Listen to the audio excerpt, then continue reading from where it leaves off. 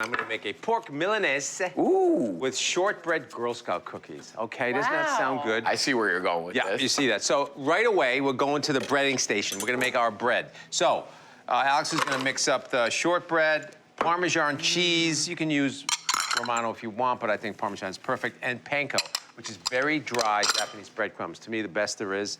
A little salt and pepper, a little oregano, fresh. Oh, yeah.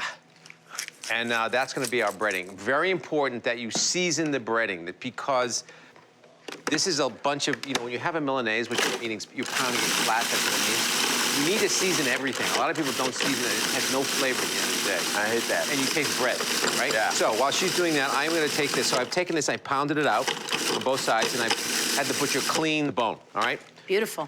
Salt and pepper. How does that look to you? That looks perfect. Good, okay. Here, would you put it here for me? I love it. This is my go-to order at any Italian joint in my neighborhood. The Milanese, the bone-in Milanese. If it's good. If it's what? Fantastic. It is. And you know what? You could do this with chicken, too, Yes, right? you can. Chicken, veal. Veal. Anything. And what's great about this is, maybe a little secret, is it really, when you take it home to go, if there's not too much, it's perfect the next day as well. Cold, out of On a sandwich. Oh, hey, stop it. You can't say that without paying me. You know that. Sorry. Do you think you could do like a mild, not too fishy fish like this too? Absolutely. You think you could get away with it? Absolutely. Like a fish Milanese. Like Absolutely. a flounder or Okay, whatever? now, process and technique, very important. What I have over here, you can do it in olive oil or butter, but I have something very near and dear to me is clarified butter. What that means is I put butter in a pot, bring it to a little bit of a boil, skim the top, the impurities sink to the bottom, and if I let it go anymore, it become brown butter. But I love the fact that you take the impurities off so it's more stable. It doesn't have those burn bits. All those milk solids, Yeah. so you don't, Okay. it's got a higher smoke. So that's here. I just took it off. It was getting a little too warm. I want it very warm and quivering. I don't want it like smoking. Quivering. Okay. Wow. Quivering Okay. ghee. So here we go. So we're gonna take this in a seasoned mixture of salt, pepper, and flour. Okay? So you season the meat. Yes. You season the flour. Season the And breadcrumbs. this is an egg wash. It's seasoned also. Wow. Into the egg wash, and then into the pork, into the breading.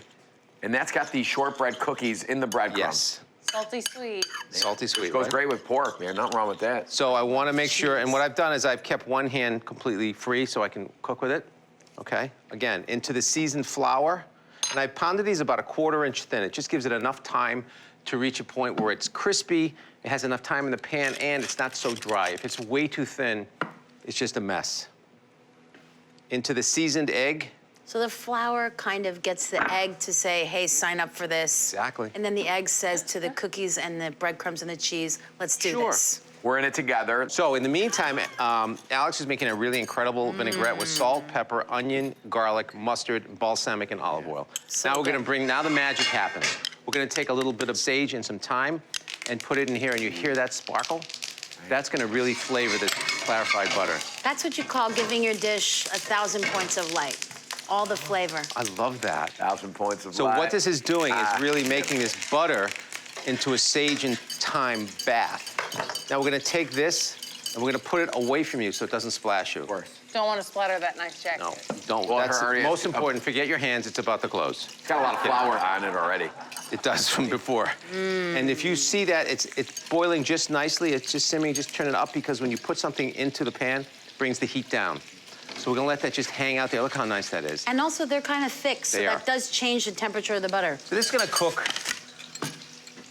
2 to 3 minutes each side. And it's gonna get really, you wanna get that, the color to me indicates when it's done. It'll be very brown on the bottom, very brown on the top, and then it's done. It's kind of a perfect measurement, all right? I got a factoid for you guys. Go, factoid. Do you know during peak cookie season, 1.3 million pounds of flour is used per week to make Girl Scout cookies? Oh. 1.3 million pounds per week. Wow. Wow. Okay, so let's see. That's gonna take a look at our pork. Remember, this does not go in the oven. You do it right on the flat top, which I love. Would you mind dressing the salad medium liberally? Medium, liberally. Yeah, not Oui, too chef. much. You want it too wet. So just some arugula. See, if I you love take a look at that. Oh, yeah, boy. That's about the right. That's about. That's You right. can go a little more than that, but I don't like to. No. Also, you have the sugar in the cookie that burns. Okay. And I don't mind no medium pork chop either. Well, the pork chop should be 145 degrees, which is about medium. The federal standards got lowered from like 160. It was like hammered dry. Down to about 140, 145, which is good. Big difference. So, GZ, if you're making a big batch of these, you keep some in the oven? I at a low keep them, temp? yes, just like you're making pancakes, you have a sheet pan with a cookie rack, you put them on and keep them in a 200-degree oven. Then you can all have warm food, which is really important. Okay, while that is hanging, are we ready? Oh, yeah. Okay, that's gonna go right there. Let's go get our pork. I have some in the oven. Oh, baby. Oh, I've been waiting for this yeah. all day, bro. Oh, See? beautiful! That's Italian. Look at that. Beautiful. Okay, darling. I'm gonna need your help. Greens. Greens right here.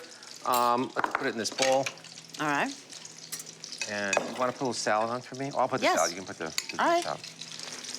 Look at that tongue. Wow, that is Look at that. gorgeous. Look at that. So you really want a nice amount of arugula because it really cuts. That pepperiness, right? And always put the meat at the person's navel, so it's 6 o'clock. That's So a little it's rule. for easy eating? Thanksgiving rule. Bone you wanna away have from you? You want to have the meat right in front of you. Just like this, madame. Oh, Beautiful. Look at how pretty this is. gorgeous. It feels bistro-y, but a little bit Italian with Americana Isn't that thrown in. nice? I love that. Okay. I mean, this could be like lunch or dinner. Dare I say, even breakfast. And you don't even know there's cookies in there, but you taste there's that sweet crunch.